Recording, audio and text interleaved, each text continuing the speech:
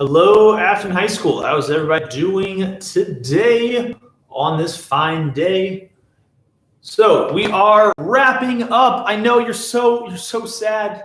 We're almost done with these functions. I know you're sad. Don't worry, you'll have plenty of work tomorrow because again, tomorrow's going to be a work day where you can actually work on these problems. I'm giving you that time to go ahead and actually work on the problems. The answers are there. You can look at the answers and make sure that you're understanding all this. So continuing on, finishing up, wrapping up our rational functions. Let's go ahead and let's look at the problem. I didn't do a problem like this, so I didn't want to talk about a problem like this where, again, we have y equals -2 over that stuff there. You can read. So in order to find the vertical asymptotes, we see nothing's going to cancel here or anything, but to find those vertical asymptotes, I set that denominator equal to 0 and solve. I'm going to have 3 vertical asymptotes. That is a thing. X equals -2, x equals 1, and x equals 4. We are going to have 3 vertical asymptotes. You could have many vertical asymptotes. Nothing says that you're pigeonholed to only having 1 or 2. You could have plenty. Horizontal asymptote. There's no x in the top. My degree is 0. The degree of the bottom is fully 3. I have to think about if I FOILed that back out. I have to think about if I FOILed and multiplied, did all that, I'd have an x to the 3rd. So my degree on the bottom is 3, but ultimately we can just see there's no x up there. So we know horizontal asymptote y equals 0.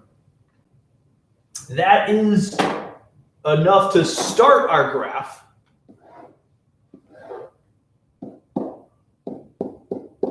And let's do a few more notches. Okay. So x equals -2, x equals 1,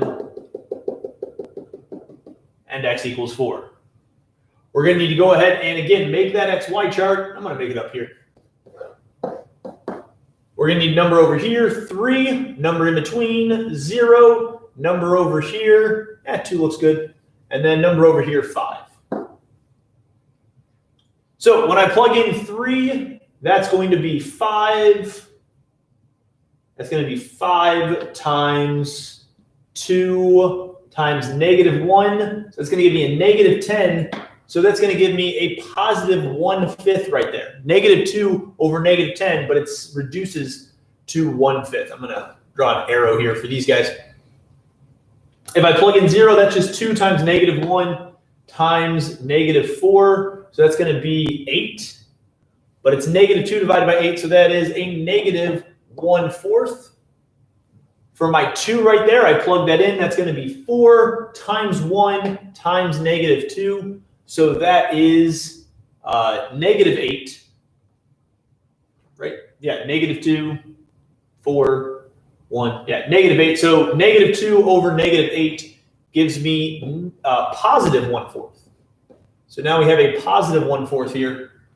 And then when I plug in 5, that's going to be 7 times 4 times 1.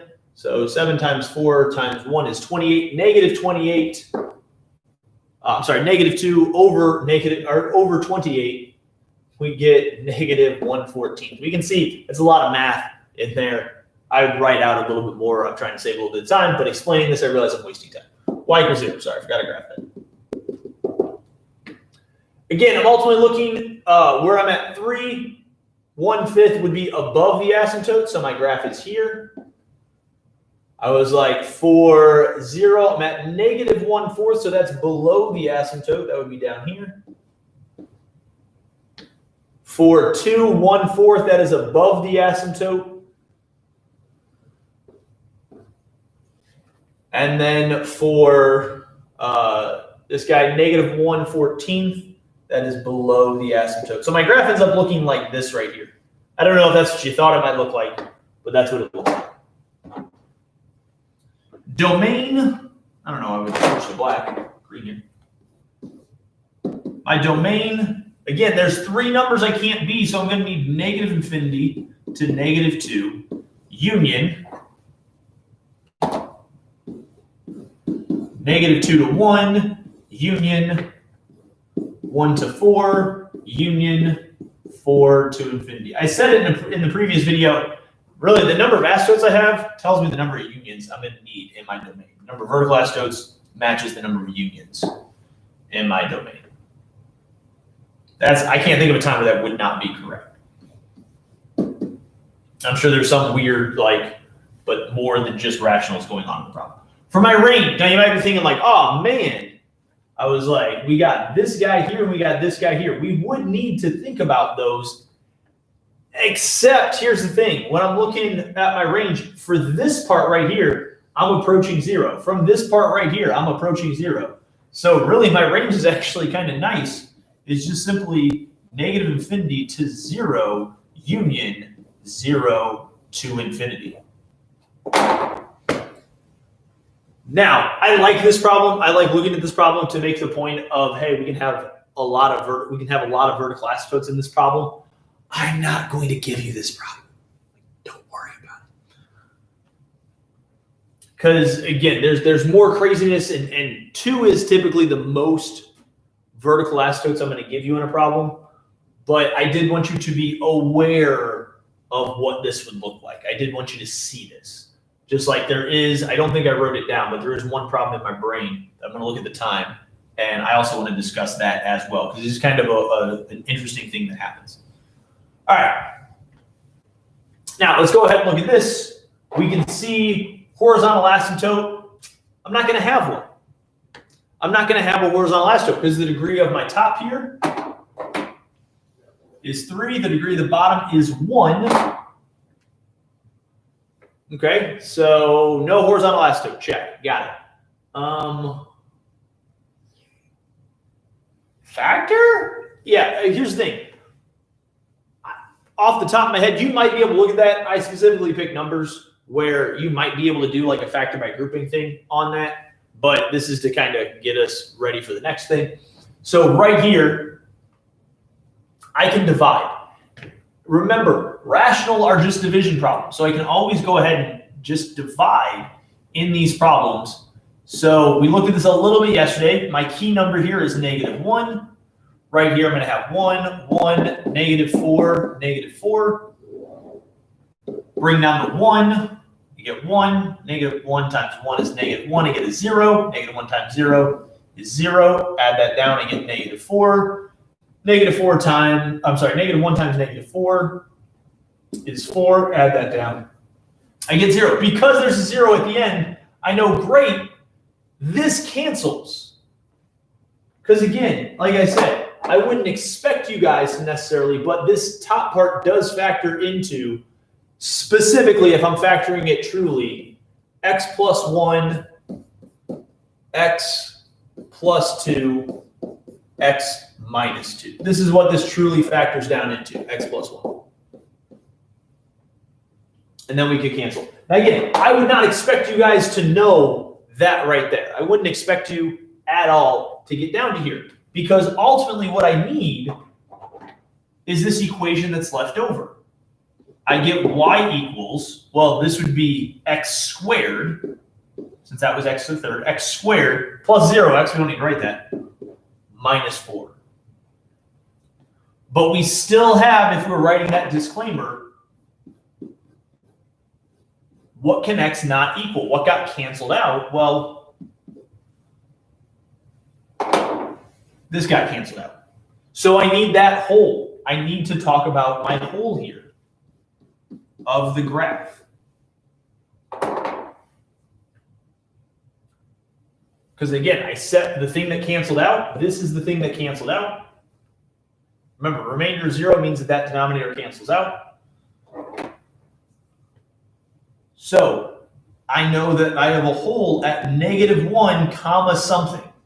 To help me figure that out, again, I plug it into this guy that we just got here. So -1 squared is 1 minus 3. I'm sorry, minus 4 gives me -3. Let's slide this down just to now, smidgen here. Just wrote that right on top. Didn't need to. Now, I can graph this. Y equals x squared minus 4. We've talked about that graph before. It's a parabola. We have a quadratic. So I can graph this 1, 2, 3, 4, 1, 2, 3, 4, 5. Since again, it's not truly a rational, I can go ahead. Now again, I know some points here, so I'm just going to go ahead and kind of make those points. So we end up with that parabola here. But I have a hole at -1, -3. So I could go ahead and right here, right where there's -1, come right there. And I can put that hole. Now I'm making this hole very big, so that way we can see it easily, that there's a hole there. Your hole doesn't need to be that big. Your hole just needs to show there's a gap in the graph, that's all.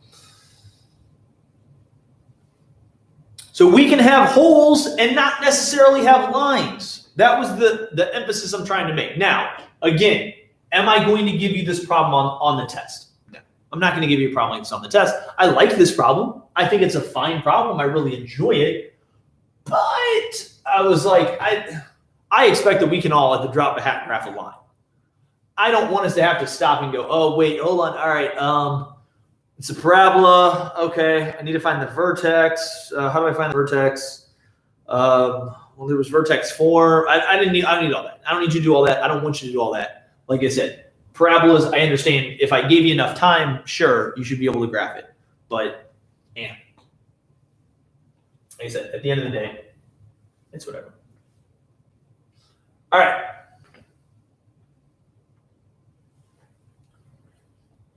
So, domain and range. Remember, for both of those, we can just look at the hole and any other asymptotes. Well, I don't have any other asymptotes, so I just look at my hole. Negative infinity to -1 union -1 to infinity. And then for my range, negative infinity to -3 union. Actually, hold on. We need to back up for 2 seconds. I lied about the range.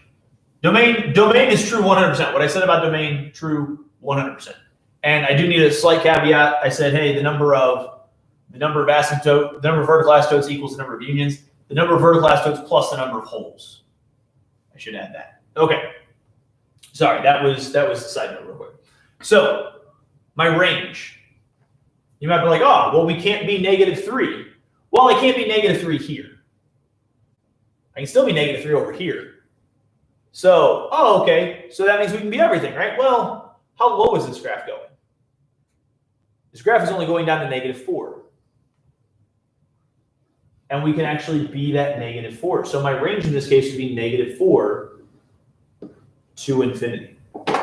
Again, if this was a problem on the test, because that's kind of a tricky thing there, I'd cut you some slack if you didn't get that right. But that's really what's going on here. I have a bottom of -4. Sure, I have a hole here, but it's okay because I can still get that -3 over on the other side. We'll come back and we'll kind of review parabolas with domain and range and all that, because that's something else that we do need to cover. But all right, again, problems I wanted you to see, problems I wanted you to understand that hey, there are some other things that could be happening here. The idea of a hole is universal, but what we get after that hole all depends on the problem that we have. Okay, so I expect everyone should be able to find a hole. Yeah, the graph again can get a little murky. All right, so now let's talk this guy here. Hopefully you're thinking to yourself, oh, thank God. He got rid of that cube. It's not cubed anymore, it's just x squared. Cool. I'll just go ahead and, dang it, Mr. Keith, why isn't that factorable? Well, because it's not always going to be factorable. And that's something we need to be aware of. Now, I had said to you already, I said, hey, you know what? If we're having trouble factoring, I was like, we can always divide. That is still true here, okay? Even though I can't factor, it's not that I'm having trouble factoring, it's that I can't factor that, at least not with nice integers, I can still divide. So that's what we're going to do. We're going to divide. My key number here is going to be 1. This is going to be 1, 1, and 5 right there. Bring down the first number. 1 times 1 is 1. Add those down, we get 2. 1 times 2 is 2. Add those down, we get 7. Well, wait. We don't have a remainder of 0, Mr. Keith. What does that mean? Because you said if there's a remainder of 0, then we know that things cancel. Well, things didn't cancel here. I agree, things didn't cancel here. So with things not canceling here, that means that we have something called a slant asymptote.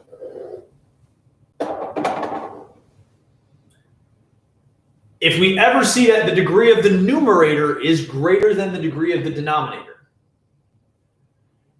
and the denominator does not cancel completely, then there's a slant asymptote. Now, how do we know the denominator doesn't cancel completely? Well, if I divide and I don't get a remainder of 0, it means it didn't cancel completely. So what does this mean? Well, if I'm writing this out, if I'm truly writing this all out, I would have y equals, that was x squared, that makes this x plus 2 plus 7 over x minus 1. Now, here's what I will say right now, okay? Because you might need to go back. You might, unfortunately, this video is probably going to be, again, probably about as long as yesterday's video. You might need to pause right now and go review your dividing. And if that's what you need to do, go review your dividing. Because if you can't divide, you won't be able to find the slant asymptotes. Again, you can come to me and ask for help on refreshing you how to divide, but I'm not going to slow down. Again, this lesson is going to be long enough already. I'm not going to slow down. Go back and review that. Come find me if you need help with the dividing. So, what is a slant asymptote? Let's talk about this. Let me go ahead and I'm going to show you what the graph of this guy happens to look like. I do need a little bit more detail than I'd really care to on this problem. But I was like, it's fine. So the slant asymptote, so we can see right here there's going to be a vertical asymptote. I still have a denominator of x minus 1. I set that equal to 0. I get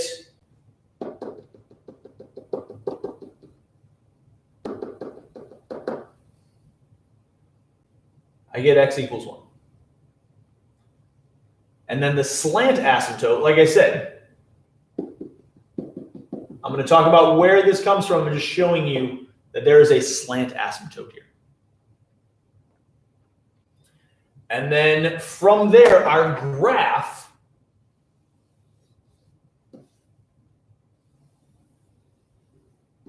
will look like this right here. Now, if you were to use some graphing utility, if you were to go ahead and use something, there's lots of great graphing utilities out there and things like that. Desmos, GeoGebra, there's lots of great things where you could type this equation in there and it would show you this graph. It would show you this graph. Now, these might be a little bit closer to that intersection, or a little bit further, I mean, from that intersection than mine are. I try to draw them a little close so we can see them. But this is the idea of what this graph looks like. So where does this come from? How does it get this? So vertical asymptote, we already have it. Vertical asymptote, easy enough. What I said was true. Even in this new equation, even in this guy right here, I set the denominator equal to 0, and I get x equals 1. But now, as I said, I don't have a horizontal asymptote, but I do have a slant asymptote. I'll leave this up. So again, I clicked away, so maybe you didn't get a chance to copy this down. To find the slant asymptote, divide, and the non-remainder part of the equation is the non-remainder part is the equation for the slant asymptote.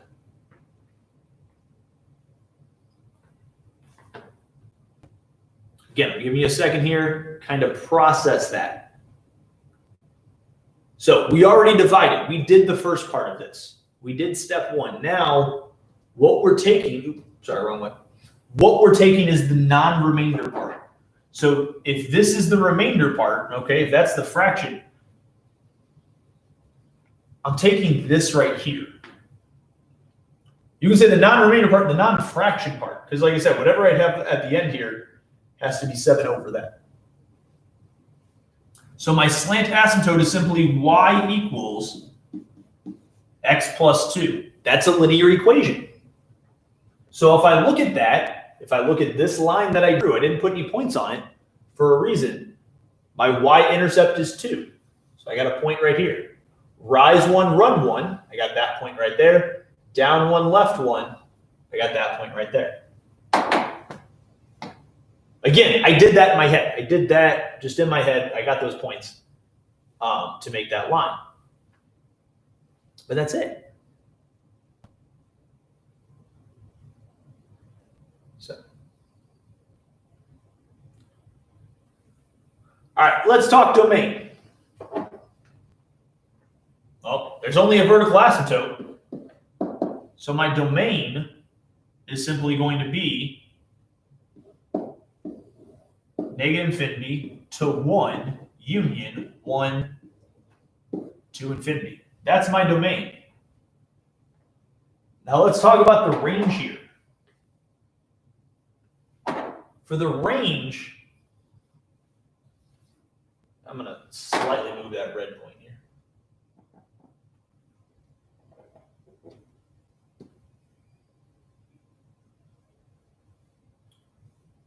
There's some highest point on this bottom part. There's some lowest point on this bottom part here. I'm going to go ahead. I'm going to refer to this guy as A comma B. I'm going to refer to this guy as C comma D. There's some points there. Now, again, how do we find those points? Calculus. Technology. I mean, there's good ways to find those points. We're not going to find them today. I'm not, other than just saying, hey, in this particular case, once I found those points, my range is going to be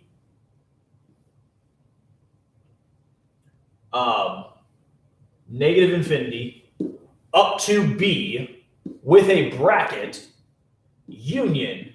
Then the lowest part of the other one is D to infinity.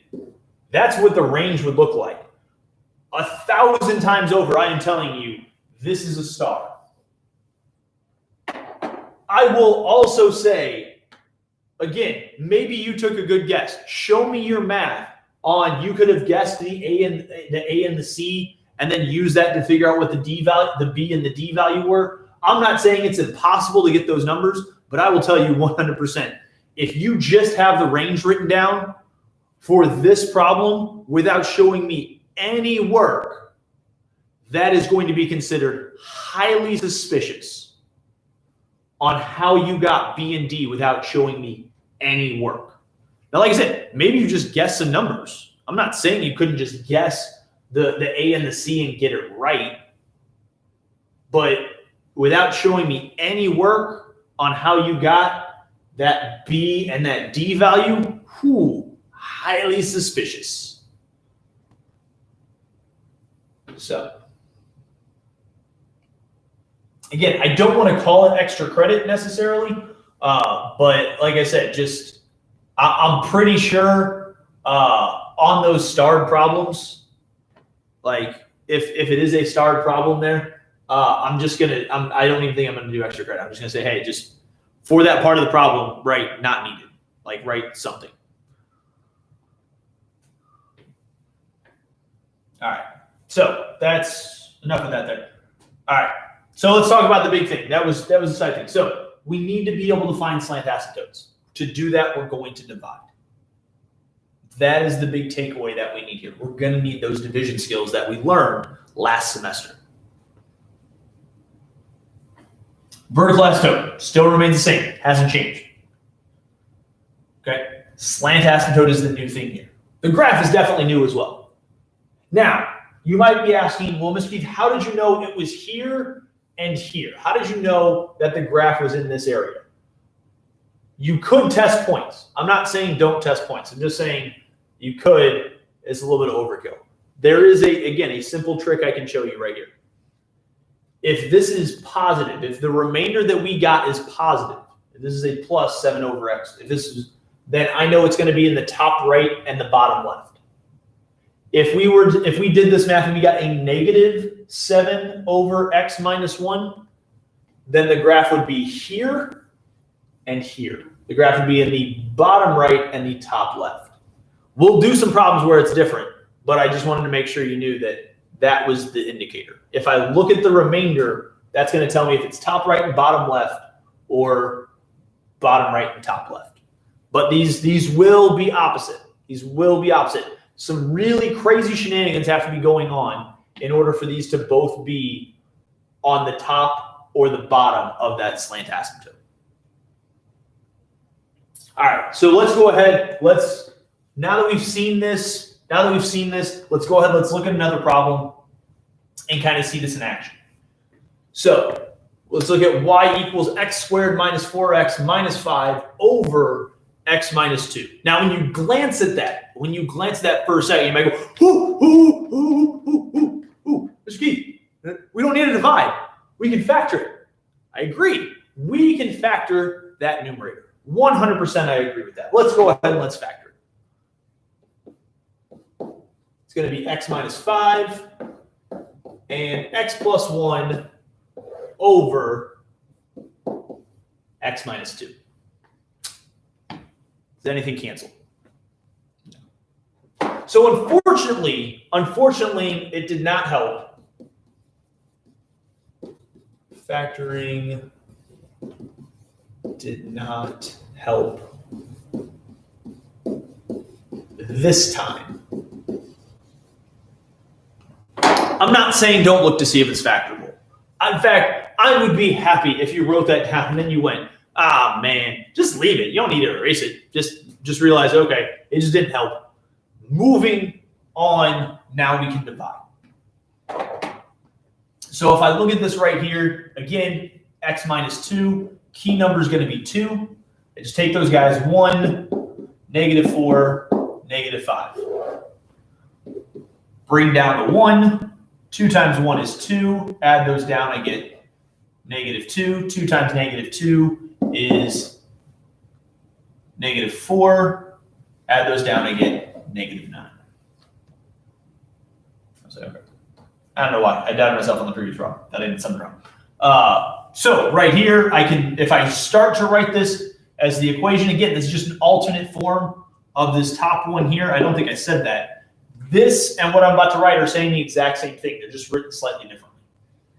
So y equals, this is going to be x minus 2.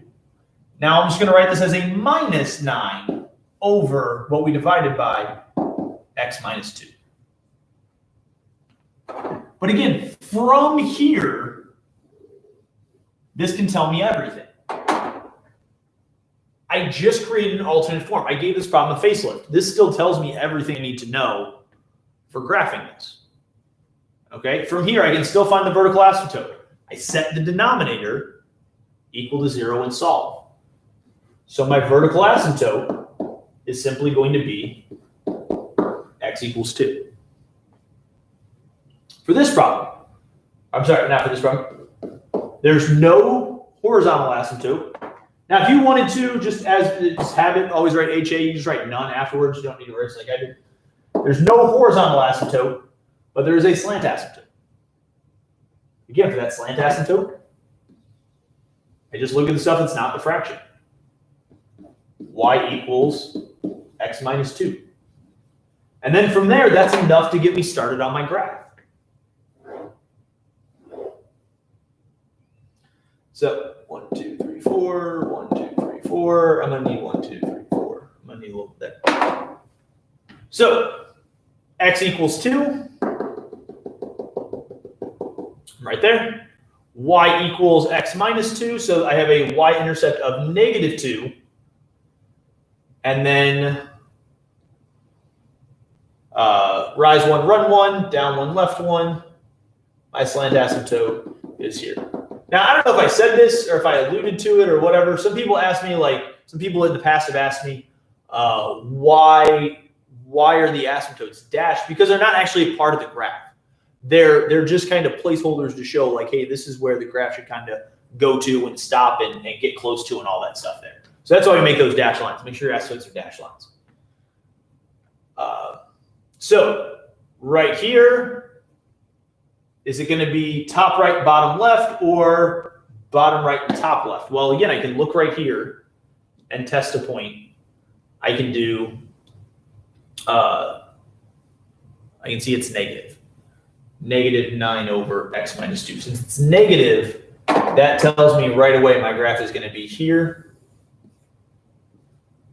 and here.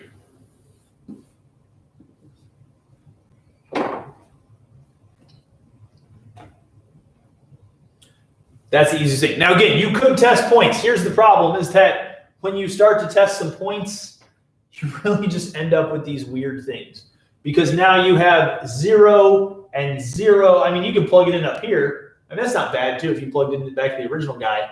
A 0, you get 5 halves over, I'm sorry, you get negative 5 over negative 2 to giving you 5 halves. 5 halves is, and this graph you can see is not accurate. 5 halves would be somewhere up here. So great, we can clearly see this is in the right spot. Well, when we start to get over here and we plug in a 3, well, the problem now is that I don't know exactly where this asymptote is all the time. So if I were to get, like, let's just say 3 halves, or not 3 halves, I get 1 half. Well, is 1 half here? Is it above? Is it below? That's why I'm saying looking at this sign, this is the one time I'm going to say, hey, you know, it's probably better just to use this sign right here and look at that. We still need a domain. I'm not even, I'll talk about the range on this problem. A domain, negative infinity to 2, union 2 to infinity. Now, here's the interesting thing about the range on this problem. Well, how low can this graph go? Just looking at this graph, this looks like it goes all the way down. How high can this graph go? Well, it looks like it's going all the way up. My range on this particular problem is negative infinity to positive infinity. Because of the way the graph looks, I can go all the way down. I can go all the way up. I can hit every y value. In fact, I can hit it twice. So I can get every y value coming out of this. So that's the thing to recognize is that, yeah, that range isn't always locked in. Again, because of that, because it's not necessarily, again, you should be able to think about that and get negative infinity to positive infinity. But at the end of the day, like,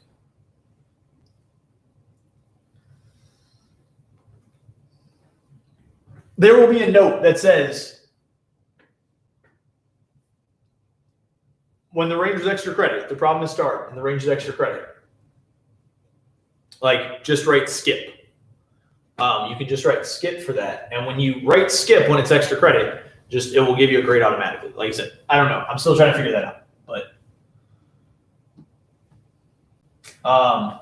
So that's the big idea. Those are it. Like I said, you have some practice problems. There is one problem I want to talk about just to show you how these can get kind of weird.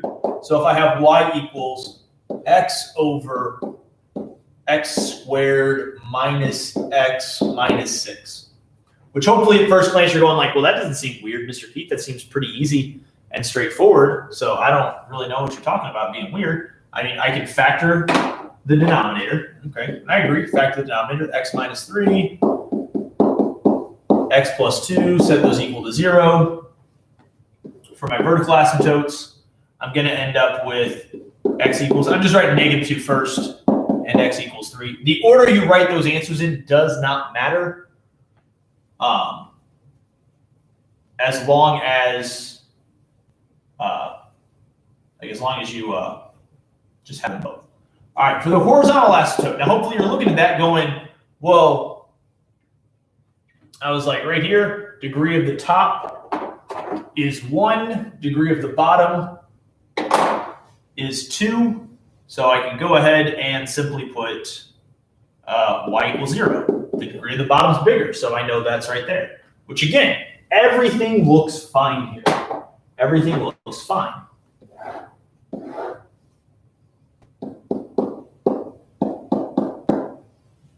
So negative 2, 3, asymptote y equals 0. And we can test some points. Now I'm going to talk about the far left and the far right. If I test some points here, on the far right, I'll test 4. On the far left, I'll test negative 3. I plug in negative 3. I realize I got to plug it into top and bottom here. So that's going to be -6 times -1. So that's +6, but then -3 over that 6, I'm going to end up with -1/2. So that tells me that, hey, I'm down here. Okay. Not a big deal. I test a 4. That means I'm going to have 1 times 6. So I have 6 on the bottom. I was like 4 on the top. So that's going to give me 2/3. Again, it doesn't seem like a big deal. I get that right here. Here's what the problem is. When I started testing points in the middle, kind of depends on where I'm testing points. Because here's the interesting thing. If I plug in 0, I'm going to have 0 over -6, which is 0. The graph for this problem looks like this right here.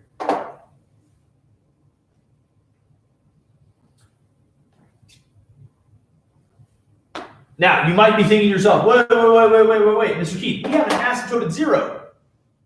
Doesn't that mean we can't have a number at 0? No. Because I told you an asymptote is a line that we approach but never reach. This part of the graph is still approaching that 0. This part of the graph is approaching that 0. The only thing that is ever steadfast, we will never cross a vertical asymptote. But a horizontal asymptote, we can play hopscotch with. There are literally graphs that have a horizontal asymptote that it oscillates. It just constantly, it's above, it's below, it's above, it's below. But it's like narrowing down, and it's ultimately getting close to 0, but it's gonna just keep being a little bit above, then a little bit below, then a little bit above, then a little bit below. And it's gonna keep oscillating, but it still has this line that it approaches. So with that in mind, we have to understand that we can have graphs that look like this. Now, again, I will not give you a problem like this because this to me is a little bit more than I really want you to have to think about on why this looks this way. But this could be a problem. Domain, I'm not going to write it down, but domain -infinity to -2, union -2 to 3, 3 to infinity. Our range would be -infinity to +infinity because the one number I couldn't be was 0, but we can see, oh, I actually could get 0.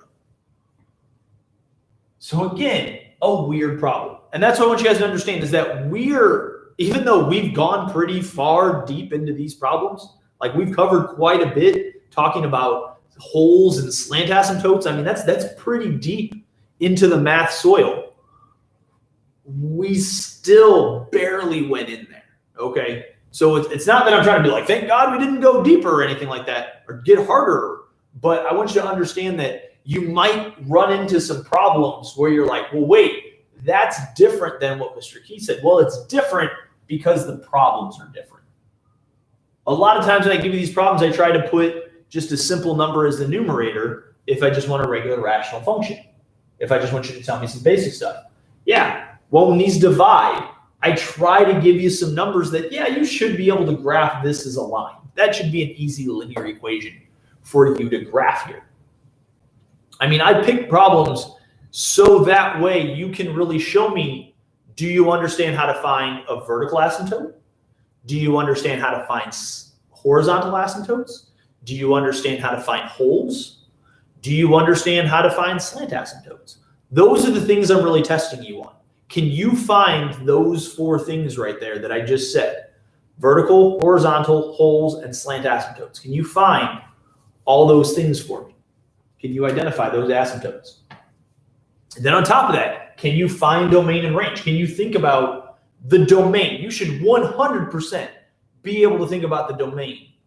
Okay, there should be 0 reason why we can't always find the domain in these problems.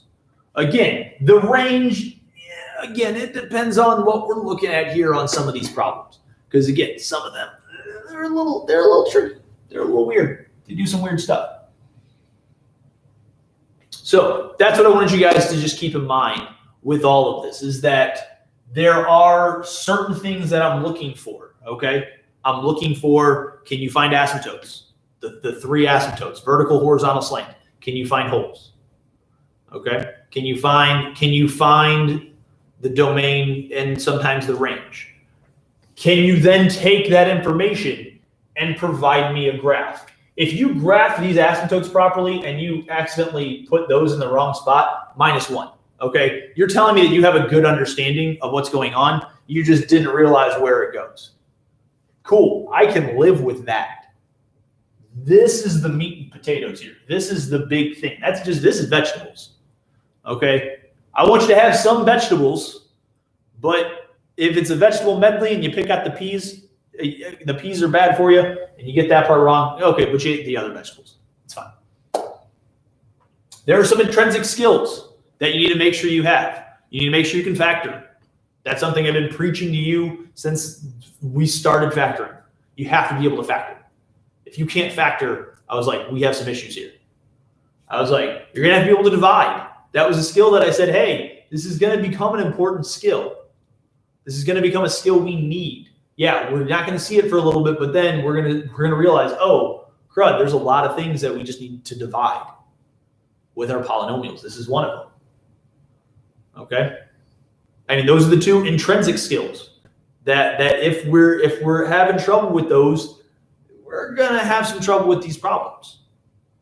Okay, but they're skills that we should hopefully have mastered by this point. Factoring 100%, we should have mastered by this point. Okay. Sure, we looked at a few problems where we needed the quadratic formula or completing the square. Yeah, again, those are good. There are some problems like that on the homework. Are there problems like that on the test? Maybe, but no more than one of those. I mean, I'm not going to give you like 10 problems where you have these weird looking, like vertical slant, or not slant asymptotes, vertical asymptotes and domain. That's what I meant to say. So these are all things to kind of keep in mind with all this, is that if you can do those 4 things, okay, if after tomorrow, because tomorrow is the work day. Tomorrow you will get a chance to work on all of these worksheets. And like I said, if you want to come to me with questions, either in class, virtually, I was like, say, I need to ask Mr. Keith about that. The next time, I was like, great, go for it. I was like, make sure that you're asking me those questions. I was like, I had a plan. I'm reconsidering my plan at this time as of recording this, because I might want to make sure all the in-person students have a chance to talk to me in person before they take the test. But anyway, that's just me. Sorry, you're seeing the wheels in motion right now. But again, if you can tell me after tomorrow, if you can say, Mr. Keith, I know how to find all 3 different asymptotes. Mr. Keith, I know how to find holes. I was like, I know how to find domain and range when I should find it. I was like, and I can take that and graph. If you can walk away and you can tell me that you know how to do those things, then everything should be fine. Mistakes happen. You're gonna factor wrong. You're gonna divide wrong. Again, those are all things I can live with. But if I can see your process, you're good. Now, I want to reiterate one more thing before I let you go here. I was like, hopefully you're still with me here. Like I said, I want to see your process, not a computer's process. Like I said, if all of a sudden you give me answers for this, like I said, probably going to be in a Google Meet with you and say, hey, tell me how you got these numbers. So like I said, not saying you can't find those numbers. What I'm saying is if you find those numbers, make sure that you're giving me something there. So on that note, I will bid you adieu. Until next time, stay safe out there, Afton.